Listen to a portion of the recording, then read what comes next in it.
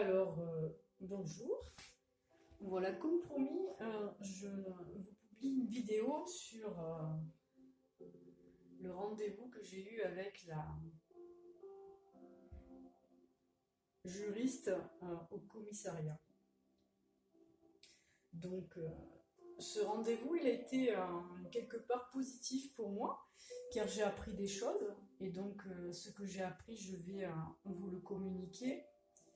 Alors, moi, mon but, comme j'y suis allée, c'était surtout pour savoir si au cas où je n'avais pas d'aide juridictionnelle pour pouvoir me défendre contre ce harcèlement organisé par l'entreprise, je me suis dit comment je vais faire au vu de ma situation actuelle où que depuis 3 mois j'ai 276 euros de revenus par mois au niveau de mon salaire, on l'a réduit. Je me suis dit comment je vais me défendre, comment je vais faire si j'ai pas. Donc, par contre, je suis rassurée parce que j'ai appris que en fait, même si on n'a pas d'avocat, on peut se défendre toute seule en fait. Et en faisant une démarche, et je vais vous la dire cette démarche.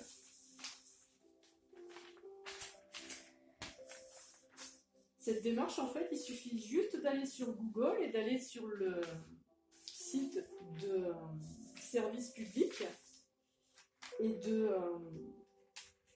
saisir sur le moteur de recherche aussi, saisir le Conseil des prud'hommes. Voilà. Donc vous allez sur Google et vous tapez saisir le Conseil des prud'hommes.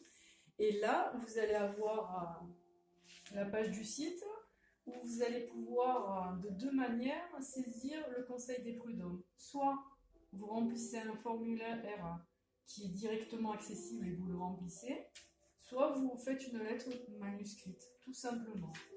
Voilà, c'est déjà rassurant que je me dis si j'ai pas l'aide, eh ben, au moins je peux faire ça. Je peux pas, j'ai une autre porte qui s'ouvre.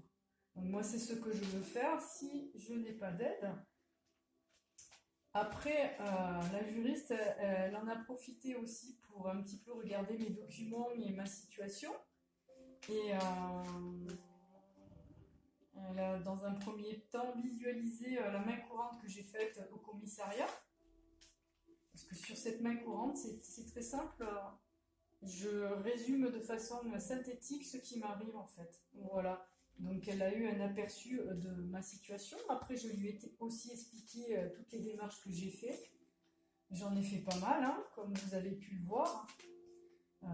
L'avocate que j'ai vue au palais de justice gratuitement pour un petit peu identifier ma situation qui m'a dit que c'était pas normal. Les deux personnes à l'inspection du travail qui m'ont reçu et qui m'ont écouté, qui m'ont dit que c'était pas normal non plus. Et ensuite le rendez-vous qui était assez long, qui a duré, enfin j'ai passé 1 heure d'entretien pour vérifier tout mon dossier. Et l'inspecteur du travail, en droit du travail, a dit que c'était pas normal. Et après je suis allée aussi à double reprise voir des avocats à la maison de justice.